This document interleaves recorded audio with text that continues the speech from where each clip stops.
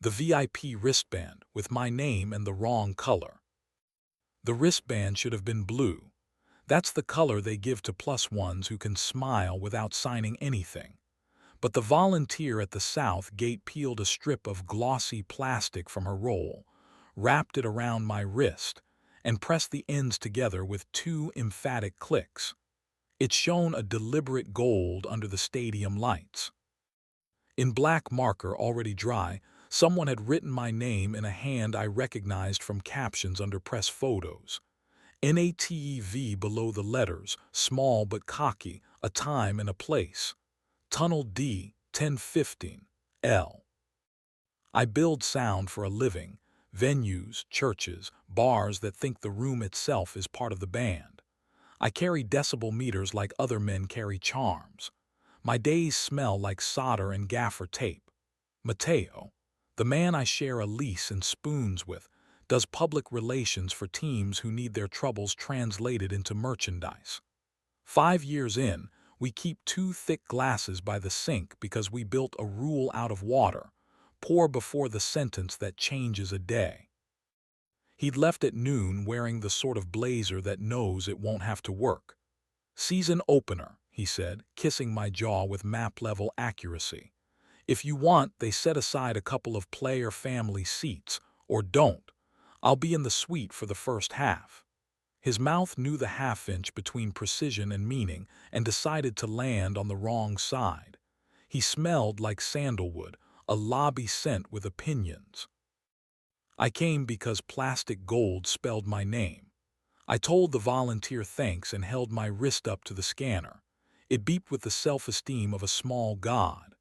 The crowd cheered somewhere inside, a domestic thunder. I followed the painted arrows through concrete that has seen more grief than it admits. Past the concession line that worships at the altar of salt, past the team store where a mannequin practiced being adored, I found the ramp to the lower bowl and a seat that tried not to audition. We were winning by 3. The PA did its best to make certainty into commerce. The star striker had the kind of grace that convinces people they have a stake in his ankles. Levi. I knew him from Mateo stories and from photographs that like a certain kind of light, taller up close, jaw like a dare, hair opting out of compromise. When he lifted his shirt to wipe his face, the crowd made a sound that tried to be innocent and failed. I decided to watch the second half from the concourse because sometimes distance keeps your throat out of your hands. A text arrived, snack bar by section 112. It was from Mateo, which is a sentence I used to be glad for. I typed later and watched my thumb fail to be brave. Another text arrived immediately but not from him. Tunnel D, 1015, will be decent.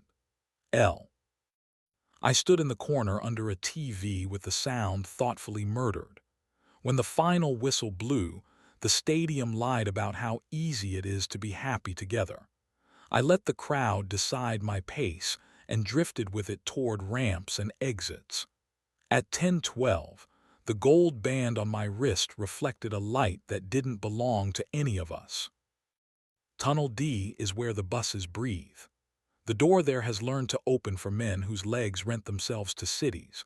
A security guard glanced at my wristband, at the gold, the color that thinks walls are for other people, and nodded with the indifference of an honest hinge. Inside, the concrete swallowed sound and returned it as duty. The team office smelled like the kind of coffee no one drinks on purpose. The printed sign on an inner door said media in a font that thought it could save us. He waited in the small space between the interview room and the equipment cage. Levi. He had showered or had tried. The collar of his shirt was open, one confession beyond polite. His wrist still wore his GPS tracker, the band blinking green like an apology for knowing too much. When he stepped forward, the scent wasn't cedar but something cleaner, medicinal, as if he'd rolled his body in antiseptic to prove he belonged in public. "You came," he said, relief not triumph. I almost liked him for it. "You wrote my name on plastic," I said, lifting my wrist, "and gave me the color that lies about walls." He didn't come closer. He's smarter than the press gives him credit for. He gestured toward the folding table where 2 paper cups already sweated. Tunnel water is its own religion.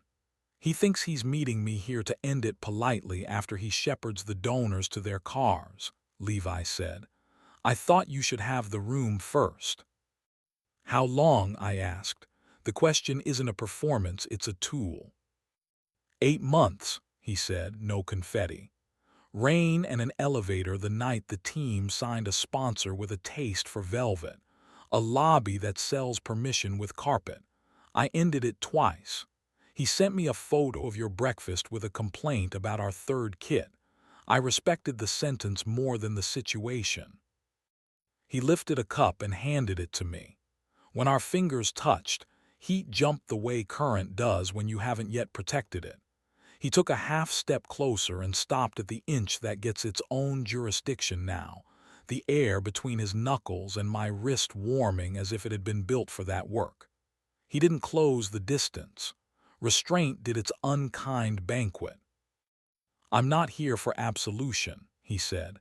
Secrets pretend they weigh something until you set them in the right weather. Concrete is good weather. The door opened behind me with the courtesy of someone who knows how to handle hardware.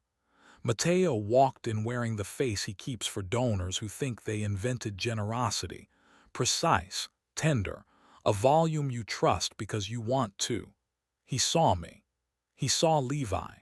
He saw the gold band and the cups and the inch of air that had begun to speak. He closed the door gently because hinges deserve dignity. Okay, he said. The word did its work and sat down. You could have kept my name off your little roll of plastic, I said, and the sentence steadied me. I chose incompetence, he said, then cowardice. He didn't decorate his nouns. I wanted to love him for that. I also wanted him to have thought of it earlier. I cheated. I told myself it was weather. I told myself home is a noun that survives rain. I told myself your patience is elastic because you make rooms behave with wires and mercy. I pretended spark was structure. I don't want to hear me again. Levi had leaned back against the wall the way decent men do when oxygen begins to argue. He lifted his hand toward my neck and paused at that same explicit inch. Heat took up its careful residence. He lowered his hand without asking for drama. If restraint had a stat line, he'd start. What do you want me to do? Matteo asked. He didn't reach for me. He has learned, late, that reaching is a contract the wrists sign before the brain reads it. You'll end it, I said. Tonight. Without complimenting him. You'll sleep on the couch we refuse to call a guest anything. Next week you'll tell me what this was twice. Once with your PR voice that can paste narrative over bone, once with small words. I'll decide what my hands can hold without lying to my wrists. I'll do it, he said. The fluorescent light buzzed like honesty practicing. Levi exhaled. He stepped forward enough that breath could draw a map near my ear and didn't land his mouth. Warmth rearranged some furniture and left no mess. Thank you for not making me a story, he said. We both would have believed you. He tapped the gold band on my wrist, 2 light touches because superstition travels, and slid past us into the tunnel, not asking the door to turn itself into punctuation. We didn't sit. There was nowhere to sit that wouldn't turn posture into a lie. We stood by the folding table until both cups had sweated themselves into sincerity. Somewhere outside, a bus sighed the way large things do when they're ready to carry other people's mistakes. Matteo rubbed his thumb along the seam of his blazer like a man auditioning for patience. I'm not leaving you tonight, I said. We'll walk to the train without touching. We'll wait at crosswalks because other people's knees and our better natures both deserve seconds. You'll sleep on the couch. Tomorrow, quietly, you will end it. Next week you will bring me small words. He nodded. He didn't cry. I love him for that. Tears can be theater when a room doesn't need one. We took the staff staircase to the loading dock and then the street. The city was still rehearsing at a high volume. A cyclist cut too close at the curb and Mateo's palm hovered near my hip. Heat built the small bridge that reflex offers when brains are tired. I wanted to step into it. I did not. A man gets to use the boring tool that keeps the lock from lying. At home, the kettle auditioned and then behaved. He laid blankets on the couch with the tidy guilt of someone who arranges comfort for a living. I stood at the kitchen counter and wound spare cable into neat circles, teaching my hands an order that didn't ask for applause. I slept alone and woke like a device I hadn't powered on. Morning, he went to the lobby that sells permission and came back smelling like nothing, the cologne of people who have decided to do the job. He told me he'd ended it. He told me twice. The PR version made it bearable. The small words did the actual work. I liked being two men, he said. One of them didn't have to be tired. I mistook adrenaline for architecture. I can be one person if you let me do the work. I let him. That's the unmarketable part and the only one with a ticket to tomorrow. He slept on the couch for 6 nights and relearned our apartment the way a technician relearns a temperamental board. When to mute, where the noise lives, what not to touch just because he can. On the 7th he came to me like someone who had rehearsed the truth. He remembered my mouth with the slow accuracy we taught each other before we started mistaking applause for oxygen. There is erotics that arrives as restraint and stays as trust. We let it. Levi texted 2 days later, "Thank you for telling the truth where concrete can hear it." I replied, "Try it where there's carpet." He did not answer, which was the second best thing he did. Work remained exact. I tuned a church system so a choir could sound like itself without pretending to be a stadium. I replaced a broken speakowen on a monitor that had been kicked by a band who confused volume with courage. A Q and A moderator asked me if I could make the truth louder, and I told him microphones do what rooms allow. He laughed like a man who suspects the punchline is him. A week later, I saw Levi outside a juice bar because of course that's where penance goes to hydrate. He looked smaller. Maybe my anger had stopped needing him to be tall. He said hello without trying to own my afternoon. He didn't smell like antiseptic. The space between us behaved like furniture. He left without auditioning for a moral. Here is the part nobody pays for and the only part I trust. I wanted him. I wanted the inch, the heat, the grammar restraint writes on skin when it's trying to save you from the story your mouth wants to make. I wanted the mistake that tells well. I didn't take it. Wanting is a sentence, not a command. Bodies vote. Ethics count. Boredom is a mercy if it lets you like yourself at noon. Mateo and I adjusted our frame. 2 glasses before 3 sentences. Less reach. Better touch. He leaves his phone face down in the bowl by the door like a man who has relearned containers. I keep the gold wristband in the drawer with spare XLRs and board tape, a bright little relic that remembers how walls used to say yes to me.